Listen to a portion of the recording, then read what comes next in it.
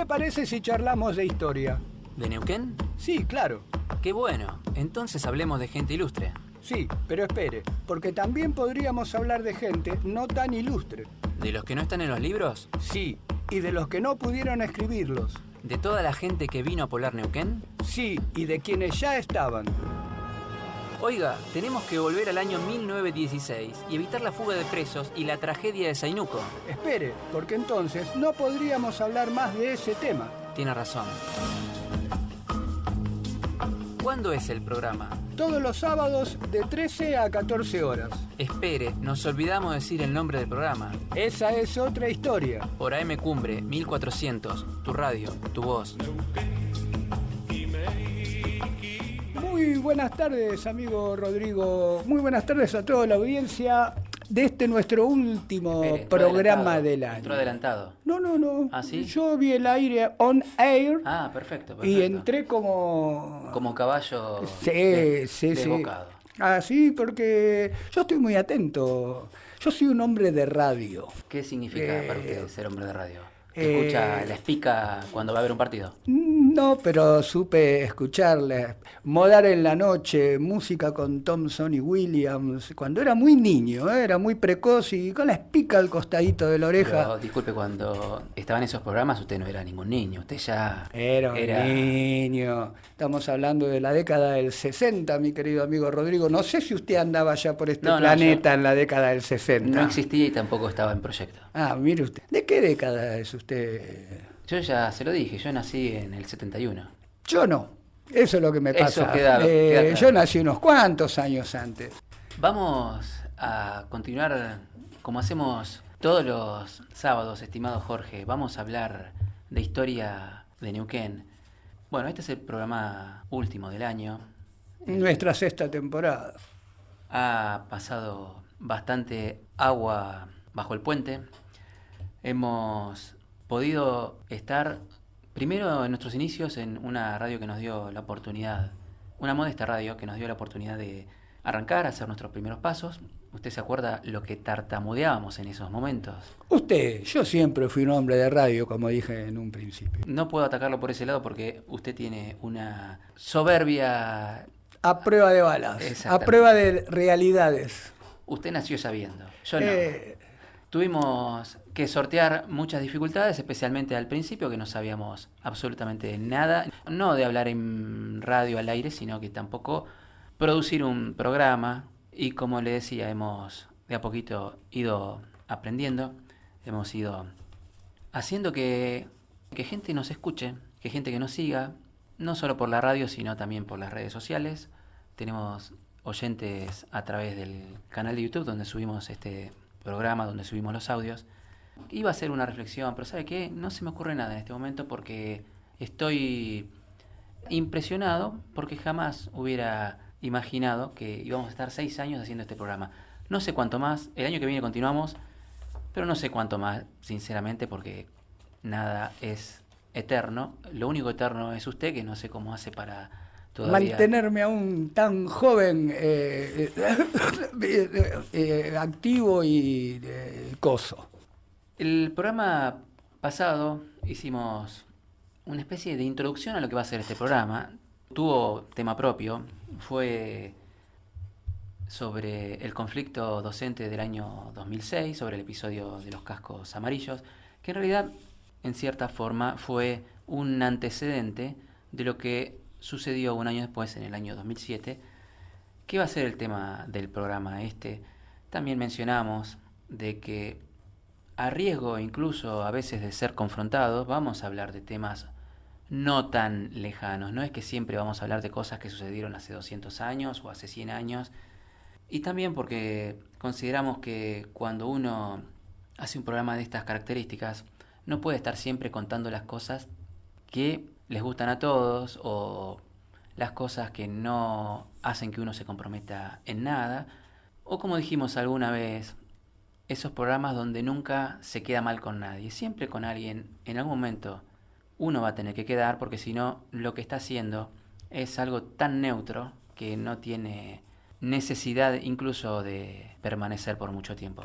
Antes muertos que anodinos, podríamos sintetizar estas palabras suyas. Vamos al tema que es el conflicto del año siguiente. Dijimos, el año 2006 hubo otro conflicto docente que fue el tema del programa pasado, donde lo podemos rápidamente memorizar o ubicar por el episodio de los cascos amarillos. Y este año 2007 del cual vamos a hablar tuvo otro conflicto que en realidad fue mucho más grave, más grande. Aquel 2006 había dejado para la gente del sindicato docente, para ATEN, una especie de sabor amargo, porque si bien el gremio obtuvo mejoras en relación con algunas demandas, el gobierno provincial lo consideró como una victoria política. En ese momento estaba el ministro de Educación, Mario Morán. El segundo semestre del 2006 fue de relativa calma. Un nuevo año, un anuncio del gobierno nacional estableciendo un salario básico de 1.040 pesos para los docentes de todas las provincias. Y eso sirvió para volver a plantear los temas que habían quedado irresueltos del conflicto del año anterior. Se instaló la consigna de salario igual a canasta familiar. Ahí el gobierno provincial rápidamente, estamos hablando del gobernador Sovich, rápidamente se declaró financieramente incapaz de hacer frente a esos incrementos.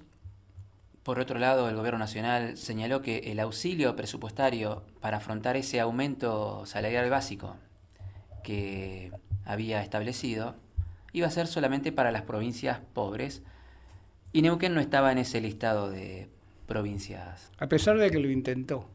Ahí es donde Sovich, en plena campaña presidencial, también recordemos ese momento, que en realidad a él le servía para confrontar con el gobierno nacional, y también al confrontar con el gobierno nacional estaba eludiendo un debate sobre la cuestión docente, que era lo que se le estaba reclamando. Entonces llegamos a aquel 5 de marzo del 2007, sin clases, como era previsible. Recordemos una cosa, en los últimos 20 años, y estoy hablando de los últimos 20 años desde el 2007 para atrás, más de la mitad de los inicios de ciclos lectivos habían comenzado con conflictos entre el gobierno y el gremio docente. En este caso, este paro, este inicio sin clases, tuvo fuerte acatamiento y las escuelas se mantuvieron en su mayoría cerradas. Esta contundencia que tuvo el paro llevó a que desde algunas seccionales, porque también esto está marcado dentro de la interna que tenía y que en realidad históricamente siempre tiene ATEN, por lo menos esa diferencia entre distintas seccionales. En este caso la diferencia estaba más que nada dada por ATEN Capital, que proponía endurecer las medidas de fuerza. Así que al día siguiente de este paro, el día 6 de marzo, en otro plenario, en otra asamblea, se resolvió por unanimidad continuar con la huelga por tiempo indeterminado. Más allá de lo que se consideraba una derrota del año anterior, del 2006, la capacidad de movilización de ATEN permanecía intacta. La consigna dijimos que fue salario igual a canasta familiar. Eso significaba un incremento de hasta 1.800 pesos y para algunos era el punto sobre el cual había que negociar, no se podía negociar menos. Algunas seccionales plantearon una postura inflexible, en otras seccionales se planteaba una postura de negociar. Generalmente, estimado Jorge, cuando uno negocia un tipo de acuerdo, sabe que algo tiene que ceder de las dos partes, desde el caso de un gremio y desde el lado del gobierno. Plantear posturas intransigentes de ninguno de los dos lados no es una buena táctica, no es una forma de llegar a ningún tipo de acuerdo. Pero se calculaba que el conflicto se podía destrabar si se llegaba a un salario mínimo de 1.400 pesos. Los grupos más radicalizados proponían 1.800, pero con 1.400 se podía llegar a arreglar. Acordémonos que el gobierno nacional estaba hablando de 1040. El paro tuvo una adhesión del 85%. Estamos hablando de este nuevo paro, no del que se hizo el día 5, sino el que se decidió en el plenario o la asamblea del día 6. Tuvo una adhesión del 85% según Aten, pero para el gobierno fue solo del 39%. Eso lo hablamos en el programa pasado, que siempre le quieren bajar el precio. Por un lado, desde el lado del gobierno siempre le quieren bajar el precio a los paros, poniéndole menor porcentaje. Y también, del otro lado, siempre se tiende a exagerar los números propios. Algo que ocurre con el número de gente movilizada en las marchas. Siempre hay un número por un lado, otro número por otro, y una gran distancia entre uno y otro, con lo cual se hace muy difícil a veces, uno tiene que promediar. Cuando la primera semana de ese paro por tiempo indeterminado estaba terminando, entre la propuesta del 15% de aumento del gobierno y el 40% solicitado por el gremio, como para sentarse a negociar, estamos hablando del 15%, siempre tomando como base ese 1040 del salario básico del anuncio del gobierno nacional. 40% es lo que Aten consideraba que podía llegar a destrabar el conflicto, y después estaba el otro número que era el número de máxima que mencionamos anteriormente, de 1.800 pesos. Pero el gremio, con esos 1.400 pesos como bandera, en realidad exactamente eran 1.456. Apostó a que tal vez la movilización iba a mejorar sus posibilidades en una futura mesa de negociación. O sea, estaban lejos. El gobierno ofrecía 15, pero decían, el gremio, los afiliados están movilizados, tal vez si acentuamos sobre esa movilización podemos llegar a obtener una mejor posibilidad de obtener algún tipo de respuesta.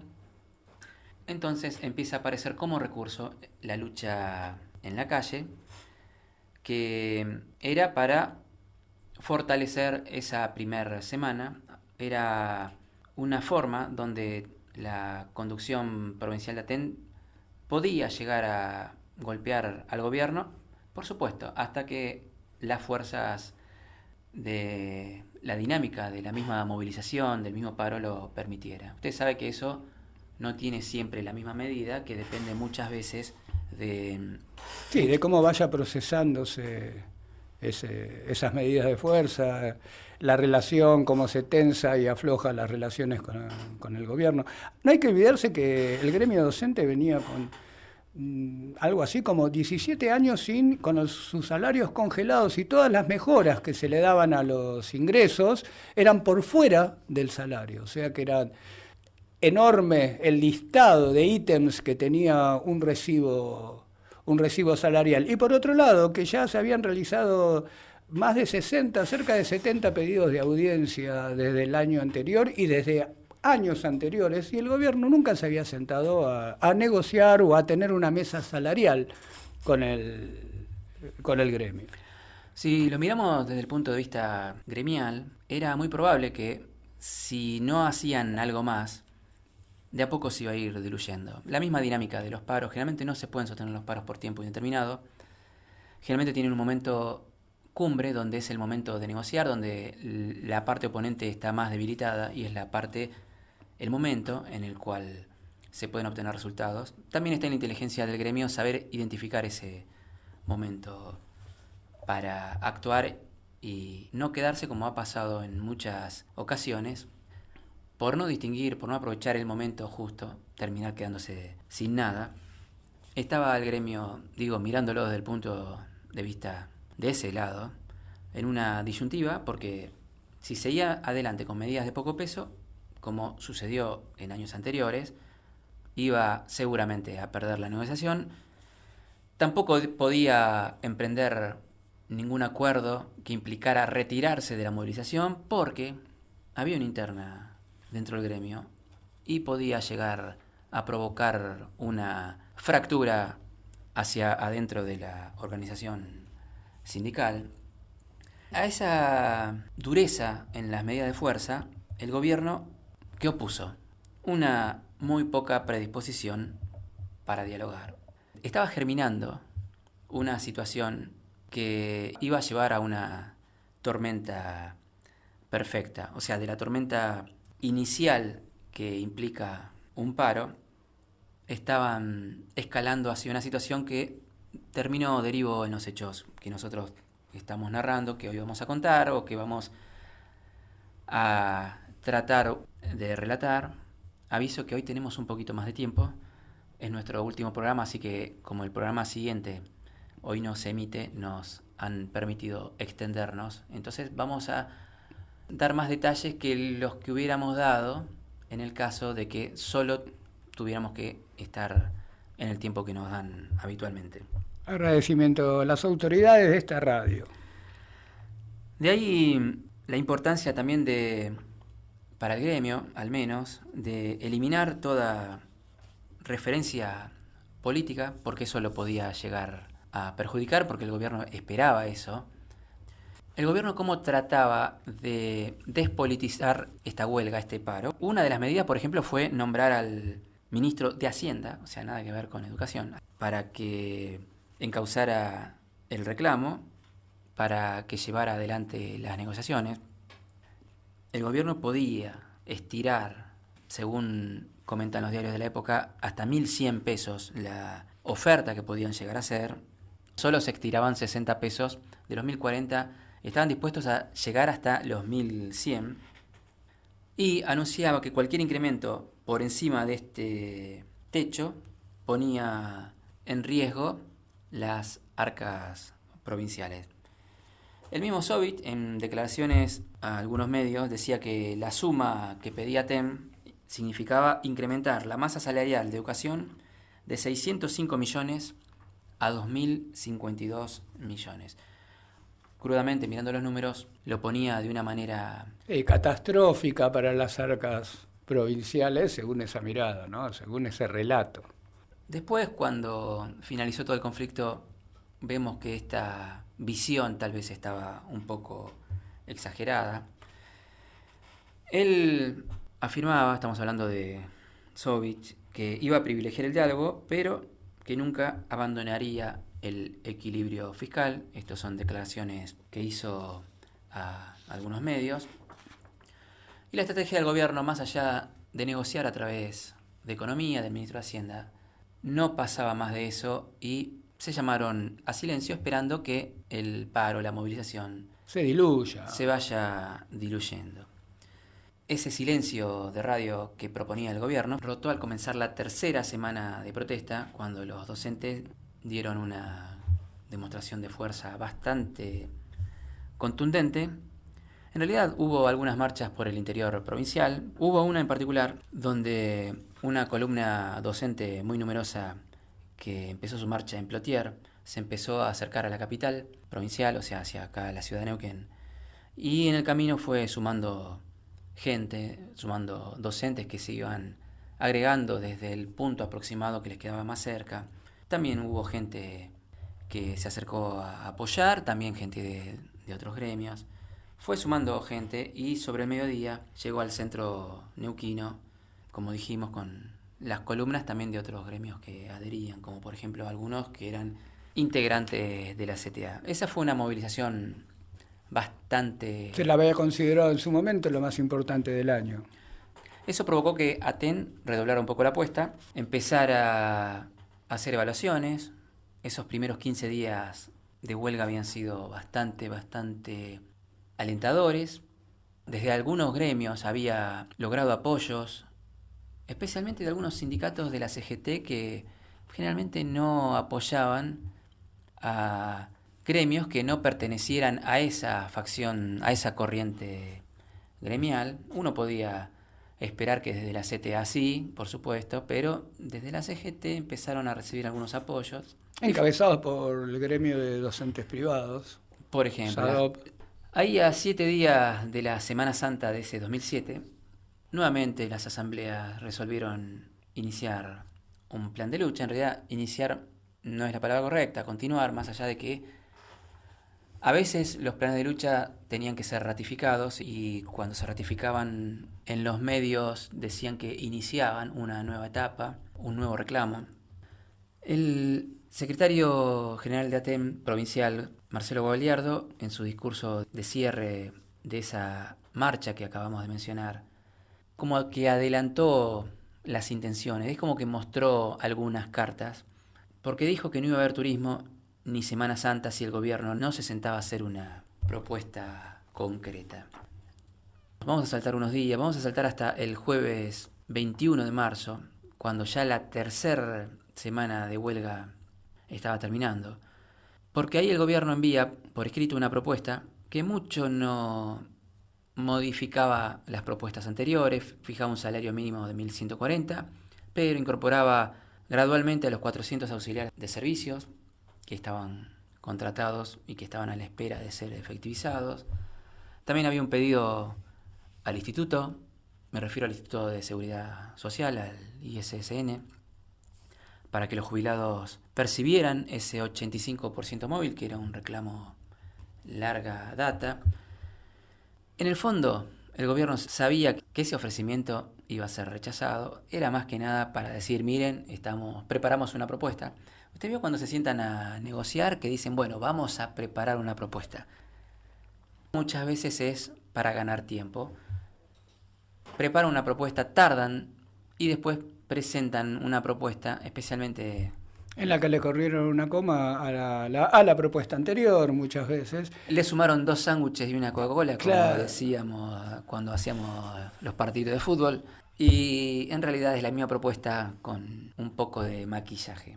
Porque hay una cosa, ¿no? Que digamos, siempre se resalta el pedido de recomposición salarial, incremento de haberes, pero nunca está confinado una protesta o un pedido o un reclamo solo a la cuestión salarial o a la cuestión de dinero, sino que también estaban estas otras reivindicaciones que se pedían, como lo del ingreso a planta permanente, como el tema de los jubilados y el instituto, y varios ítems más, que claro, una lucha tiene que tener una consigna. Entonces la consigna había quedado en salario igual a canasta básica. Y eso es algo que lo rescato o lo resalto, porque muchas veces tanto los medios como el mismo gobierno solo hablan del tema dinero, como para generar una cuestión que en definitiva el problema es un problema de dinero, como si la precariedad laboral de los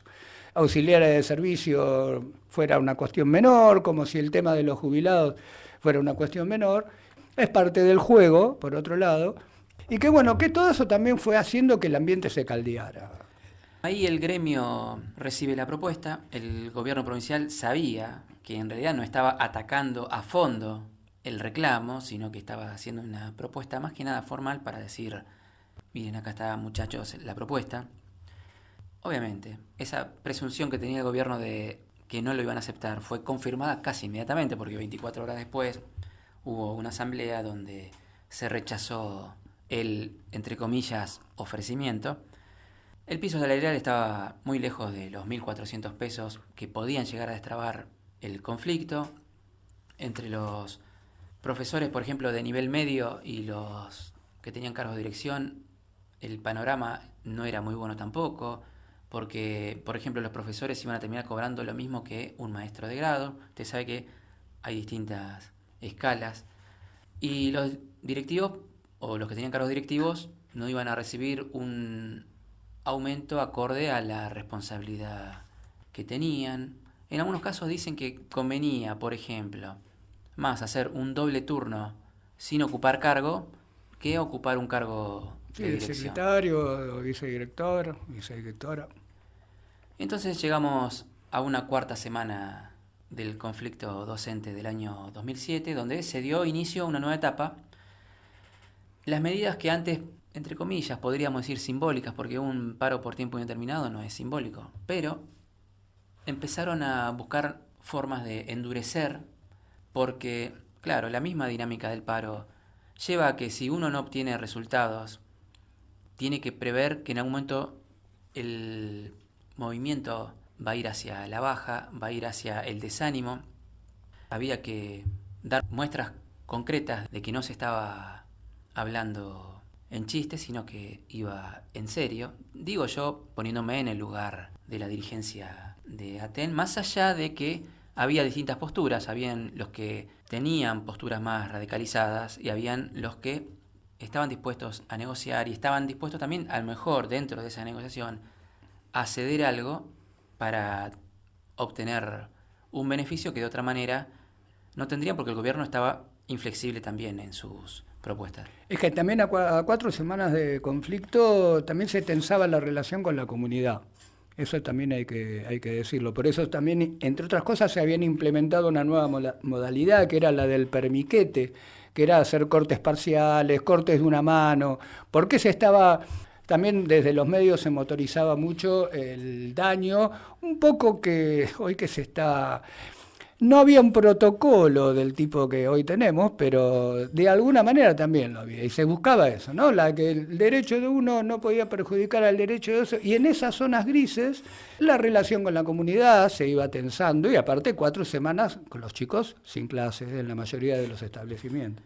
Claro, en esa cuarta semana es cuando se decide el corte en el puente carretero que une Neuquén con Chipoleti. Si mal no recuerdo, el corte ese fue también conmemorativo por la represión sufrida en el año 97. Pues, sí, era sobre el tema de la ley federal.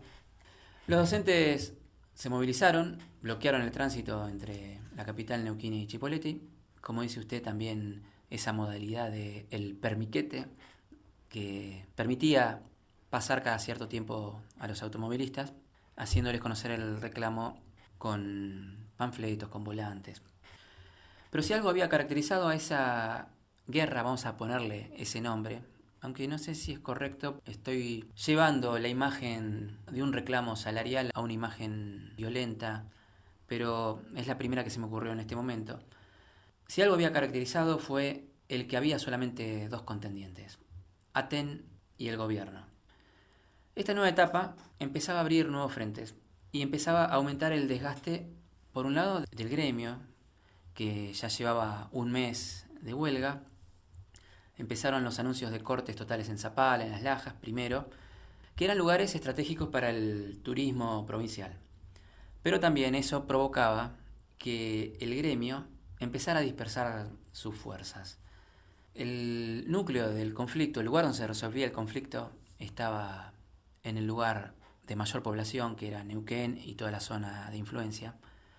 Y tal vez ese, con el diario del lunes, hablamos todos. Tal vez no aprendieron de lo que pasó al año anterior, con ese conflicto que hizo que tuvieran que dividir fuerzas en cortes en otros lugares más alejados de la capital provincial. Pero bueno, empezó la caída de reservas hoteleras en una cifra que se podía medir en millones de pesos. Los hoteleros empezaron con los recursos judiciales, argumentando de que, creo que usted lo mencionó hace un ratito, que el ejercicio de derecho a huelga no podía afectar los derechos de igual jerarquía. Y el conflicto empezó a ganar un poco más en visibilidad. De esta manera, decíamos, antes eran 2 contendientes, Aten y el gobierno, pero al atacar con cortes la productividad de todo lo que es turismo, se empezaba a atacar también la actividad económica de la provincia. Algo parecido a lo que sucedió en el conflicto del año anterior, 2006, cuando se atacó directamente al corazón de la economía con los cortes que afectaban la producción petrolera y la refinería del petróleo.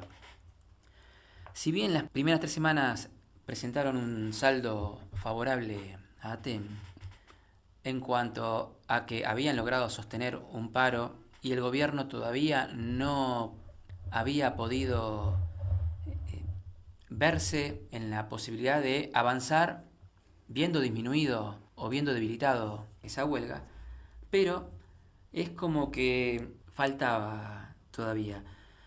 Ahí estaba un gremio que también estaba consciente de su posible deterioro en cuanto a que no sabían cuánto más tiempo iban a poder sostener una huelga hasta el momento en que se debilitara. Tenemos 2 factores. Uno, la respuesta del gobierno, que pretendía que se diluyera solo la protesta. Digamos, jugar al desgaste. Un gremio que veía una Semana Santa como una posibilidad de atacar directamente a algo que sí le doliera al gobierno, porque siempre decimos, los cortes muchas veces, las huelgas son simbólicas, más allá que en este caso afectaba directamente la educación. La posibilidad de que las medidas que se estaban proyectando en ATEM recrudecieran no parecía afectar mucho al gobierno provincial, porque ellos decían, no, nosotros siempre estamos negociando, cosa que en los hechos sabemos más que era formal que efectivo.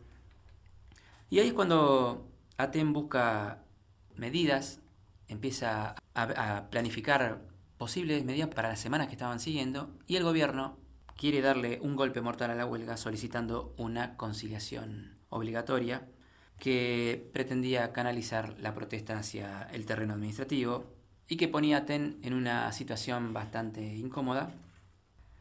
Si aceptaba la conciliación obligatoria, tenía que levantar la huelga con la consiguiente desmovilización, pero si no la aceptaba, tenía que sostener una escalada de cortes que podían llegar a debilitar a la organización, que ya estaba debilitada hacia adentro. Eso vamos a hablar ahora en la segunda etapa, en el segundo bloque. Y la decisión estaba en manos de todas las seccionales. La decisión que se tomó a raíz de esta medida de conciliación obligatoria fue lo que provocó que esta huelga sea considerada la huelga tal vez más significativa de la historia, primero del gremio provincial de ATEM. A nivel educativo fue una de las huelgas más duras y las consecuencias que tuvo fueron bastante grandes. Vamos a hacer una cosa, vamos a ir a un corte, vamos a continuar con este programa donde hablamos del conflicto del año 2007 de la huelga docente y vamos a tocar el tema del asesinato de Carlos Fuentealba.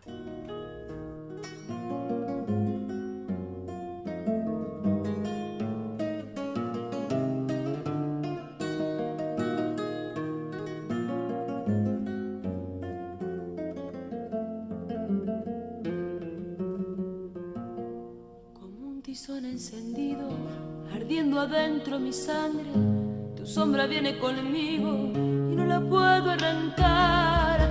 Te llevo por los caminos como un abrojo prendido a mi caminar. Te llevo por los caminos como un abrojo prendido a mi guitarrear. Esas ramas del viento veo anunciado tu pelo y en los alambres del tiempo jirones de soledad. Se deshilacha el recuerdo sabiendo que estás muy lejos y que ya no volverás. Se deshilacha el recuerdo sabiendo que estás muy lejos de aquella nuestra verdad. Estremecidos de cielo, yo vi tus ojos llorar. La noche pide guitarra, la samba busca el olvido y yo te quiero cantar. La noche pide guitarra, la samba busca el camino, yo no te puedo olvidar.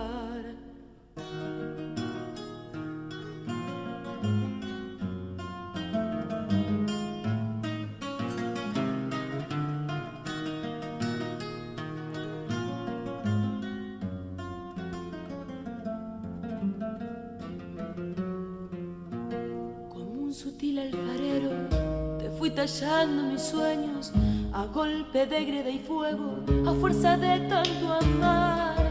Y en el telar de un coplero te dibujé verso a verso para no perderte más. Y en el telar de un coplero te dibujé verso a verso para besarte al cantar. Aquella luna perdida como un capullo en el cielo, se me hace que es tu pañuelo, que en una samba se va. Y en el temblor del lucero, como siguiendo tu vuelo, mis pensamientos se van. Y en el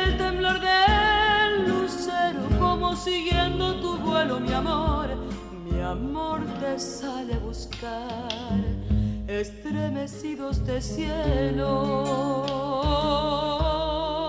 Yo vi tus ojos llorar, la noche pide guitarra, la samba busca el olvido y yo te quiero cantar.